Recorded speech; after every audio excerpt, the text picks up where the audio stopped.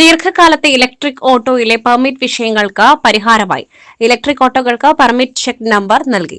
നിലമ്പൂർ നിലവിലെ ഓട്ടോറിക്ഷ തൊഴിലാളികളും electric auto തൊഴിലാളികളും തമ്മിലുള്ള പ്രശ്നം പരിഹാരത്തിന്റെ ഭാഗമായി ഇലക്ട്രിക് ഓട്ടോയിൽ നിലമ്പൂർ ജോയിന്റ് RTO ഓഫീസിൽ പെർമിറ്റ് കൈവശമുള്ളവർക്ക് ഇലക്ട്രിക് ഓട്ടോയിലേക്ക് പെർമിറ്റ് കയറ്റാവുന്നതാണ്. നിലവിൽ ഇലക്ട്രിക് ഓട്ടോയിൽ കയറ്റിയ ചെക്ക്ഡ് നമ്പറിന്റെ ഉദ്ഘാടനം റെയിൽവേ സ്റ്റേഷൻ പരിസരത്ത് വച്ച് നേതാക്കൾ വിതരണം ചെയ്തു.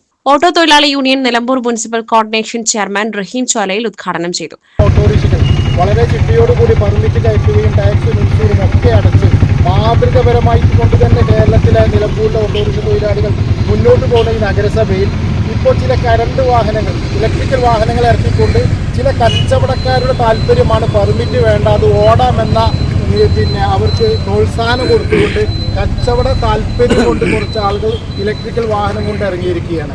അതിനെ ഇല്ലായ്മ ചെയ്യുന്നതിന് വേണ്ടി ഇവിടെ നിലമ്പൂർ പെർമിറ്റ് ഉണ്ട്, അത് വാഹനത്തിൽ കയറ്റി സാധാരണ നമ്മുടെ 800ഓളം തൊഴിലാളികൾ കുടുംബം ഉപജീവനം നടത്തുന്ന ഈ രീതി മുന്നോട്ട് കൊണ്ടുപോകണം. ഇതിനെ സംരക്ഷിക്കേണ്ട ഉത്തരവാദിത്വം നമ്മുടെ മുഴുവനും ഓട്ടോറിക്ഷക്കാർക്കും നാട്ടുകാർക്കും ഒക്കെയുണ്ട്.